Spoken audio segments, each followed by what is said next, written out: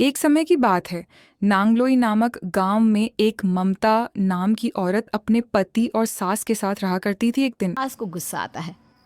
बहू, ममता बहू कहाँ हो?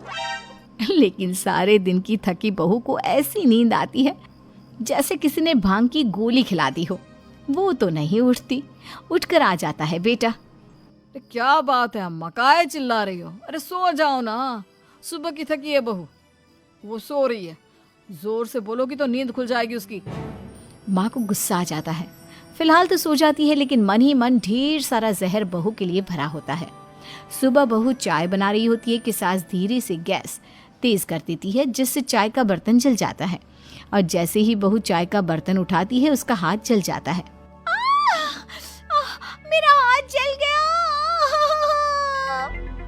वो जोर जोर से चिल्लाकर इधर उधर भागती है कि सास थोड़ी देर में उसके हाथ में पानी डाल देती है। हाय रे बहू, क्या कर रही हो? पहली बार रसोई छुई हो क्या? सासू माँ, गलती से गैस तेज रह गई थी और बर्तन जल गया, जिससे मेरा हाथ जल गया। हाय रे, कितना गंदा दाग। छी छी छी छी, मुझे तो उल्टी आ रही है तेरा गला हुआ मांस देखकर। तू ना मुझे अभी साथ से खाना मत लगाना। बहू भी खुद का हाथ देखती है तो उसे भी रोना आ जाता है। कुछ दिनों के बाद सास की सहेली आती है। बहू चाय बनाकर लाती है। उसके जाने के बाद सहेली कहती है, बहू की सुंदरता ऐसी है कि कोई भी दीवाना हो जाए। वैसे तेरे बेटे का क्या हाल है? अरे वैसा ही है, बहू के पीछे लट्टू। क्या करूं, कुछ समझ में नहीं आ रहा। मैंने तो बहू के चेहरे पर दिवाली के पटाखे की चक्री फेंक दी, उसका पूरा चेहरा जल गया। अब देखो ना रही सुंदरता, और ना ही अब मेरा बेटा उसे पूछता है। अरे अब तो वो उसे छोड़कर दूसरी भी देखने को बोल गया है मुझे। बहू सारी बात सुन रही होती है। आंटी, एक बात बताइए, क्या भरोसा है कि दूसरी सही आए और आपके अनुसार रहे? देखिए आंटी, मेरी सासू माँ को गलत बात सिखाने की जरूरत नहीं है। हमारा परिवार साथ में खुशी से रह रहा है। देख बहू, मेरी सहेली की बेइज्जती ना कर, वही अच्छा रहेगा तेरे लिए, समझी? बहू नहीं मानती है। वो बार बार उनकी सहेली को घर से निकल जाने को कहती है। तभी सास की सहेली पास के चूल्हे से लकड़ी लाकर बहू के चेहरे पर लगा देती है। बहू जोर जोर से रोने लगती है। अरे ये क्या कर दिया?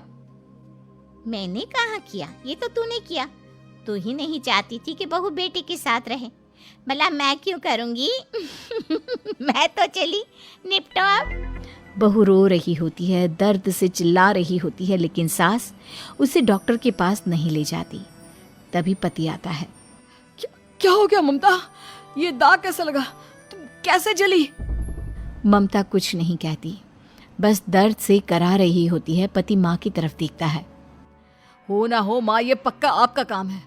आप ही ममता से जला करती थी ना। देखना माँ, अब पुलिस आएगी, केस बनेगा, लेकिन पहले मैं ममता को अस्पताल लेकर जा रहा हूँ। सभी अस्पताल जाते हैं, जहाँ डॉक्टर ममता की सास से कहते हैं, आपने तो नहीं जलाया ना बहू को?